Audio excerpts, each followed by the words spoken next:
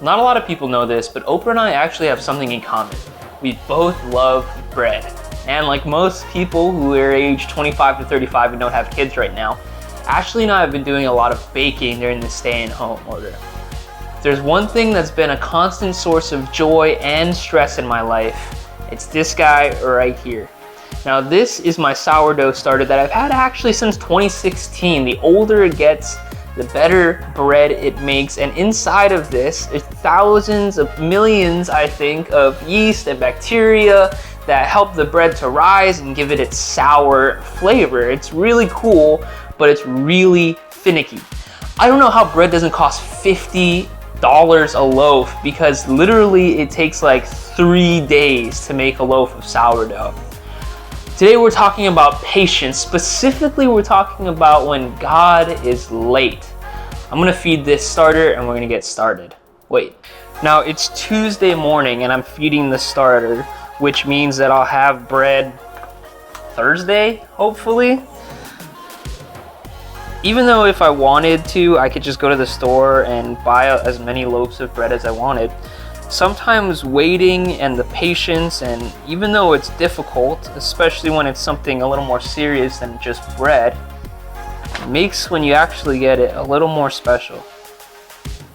That's what we're talking about today. Having patience when things aren't going according to your schedule. So, I fed the starter. We're gonna let it sit. I'm gonna feed it one more time tonight. I use this rubber band to help me to keep track of how active the starter is, because that tells you when you can start baking bread. I'm gonna feed this one more time tonight, and then we're gonna smash cut all the way to Wednesday morning. Now, I don't know if you can tell, but the starter rose from here all the way to here. So we're gonna get started on making the dough. You're probably familiar with today's story, John 11. It's the story about Lazarus. But while I need this dough, Rachel's gonna take some time to catch you up to speed. All right, y'all, we are in John 11, a story about a man named Lazarus who gets really, really sick.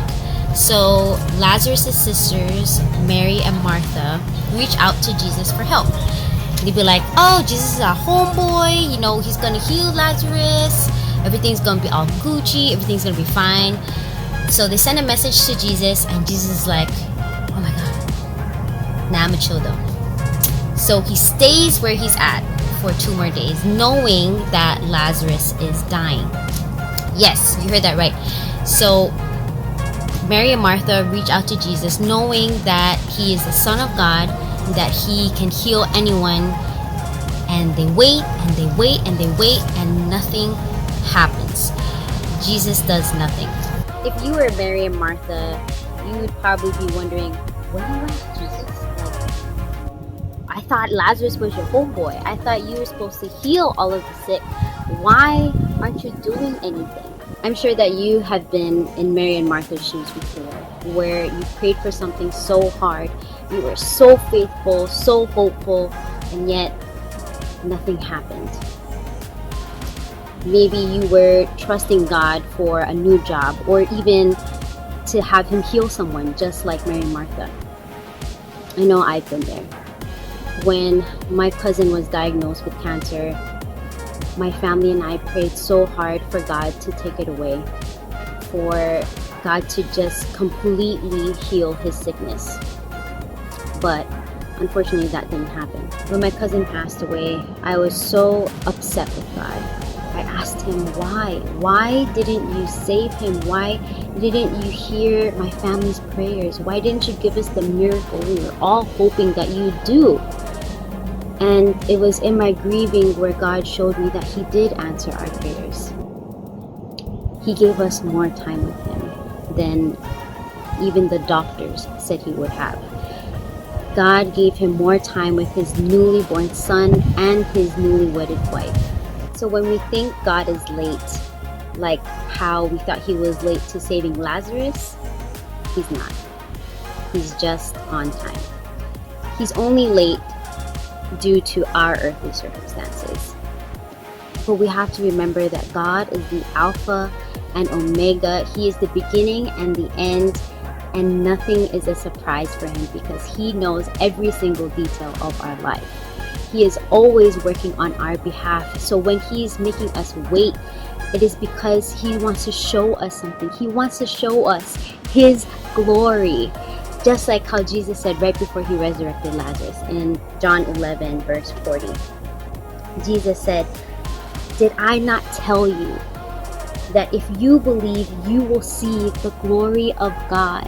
So when you're losing faith and you feel distressed and frustrated, just remember all of the miracles that God did for you in the past, and remember that He will do it over and over again.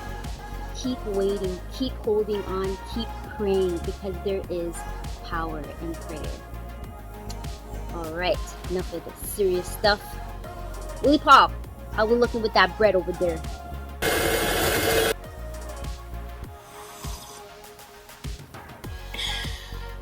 Thanks, Rachel.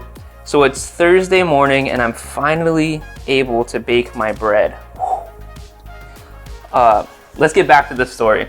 Jesus shows up 4 days late. Lazarus already died. They've buried him. There's a huge funeral going on. When he gets there, Mary doesn't even go out to meet him. They both say the same thing to him. They say, "Jesus, if only you could have been here, you could have done something. Our brother didn't have to die." Mary and Martha felt totally comfortable, full on voicing their frustrations, their anger straight at Jesus. Can I encourage you that if you feel like God is late, if you've been waiting and praying and nothing is happening, God can take your honesty and your frustration.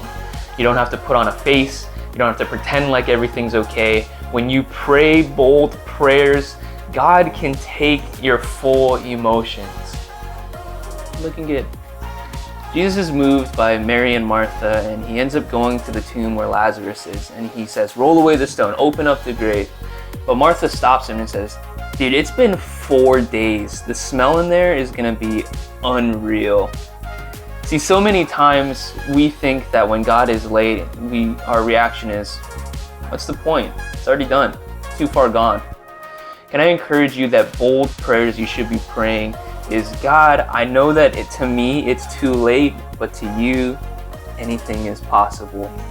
We should be praying for miracles, but being content that even if it doesn't happen, God is still good.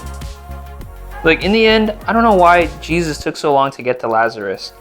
I don't know why he waited, why he let Lazarus die, and why he did what he did, but if you feel like God is late, I just encourage you that you're not alone. That God can take your frustrations and your anger, "Ooh, that looks so good," and that in the end, waiting makes things worth it.